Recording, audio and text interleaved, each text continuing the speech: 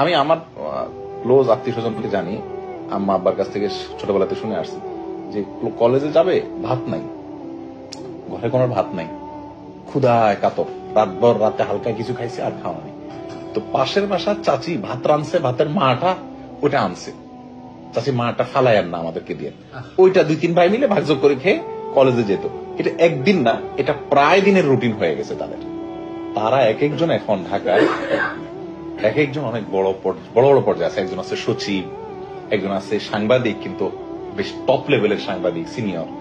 এবং এমন এমন পর্যায়ে তারা এখন চলে গেছে যে গ্রামের মানুষ তাদেরকে সারা বছরে একবার ভাগে পায় না, যে একবার আমাদের এলাকায় যাবে, এই টাইমটা তাদের হয় না। এই লেভেলের ব্যস্ততার পর্যায়ে তারা চলে গেছে, কিন্তু তারা কিন্তু ওইটা করেছে। আর যাদের ভাতের মার খেয়ে এরা মানুষ হয়েছে, ইন্টারেস্টিং বিষয় হলো তারা এখন না খায় মরতেছে। ইভেন আমার মতো গরিব মানুষ তাদেরকে যে একটা হেল্প করা লাগতেছে। তাহলে খোলাসা কি দাঁড়ালো? আল্লাহ সুবহানাহু ওয়া তাআলা আমাদেরকে যে প্রেসার দেন, আমাদেরকে যে স্ট্রেস দেন, আমাদেরকে যে চাপ দেন, এই চাপগুলো প্রতিটা চাপ আমার তানভীর, সে ফর এক্সাম্পল তানভীর ব্যবসা করেন, ওনার ব্যবসায়িক লেভেলে চাপ আসছে, ওনার খুশি হওয়া উচিত এই জন্য যে আল্লাহ সুবহানাহু ওয়া তাআলা কিছুটা দিতে চাচ্ছেন। কি দিবেন সেটা ব্যবসায়ী দিবেন, নট নেসেসারি। হয়তো ছেলে মেয়েগুলাকে এমন কিছু দিয়ে দিবেন, এমন এক্সট্রাঅর্ডিনারি কিছু করে দিবেন যে উনি কল্পনাও করেন নাই।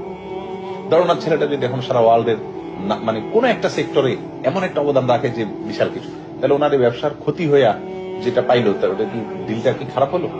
Best deal. তো যাই হোক, আমাদের মানে ভাই এজ এ ডক্টর মনে করেন ক্যারিয়ার একটা বড় সমস্যা হইলো, তো আল্লাহ সুবহানাহু ওয়া তাআলা এর বিনিময়ে অন্য আরো বেটার কিছু দিয়ে দিবেন ইনশাআল্লাহ।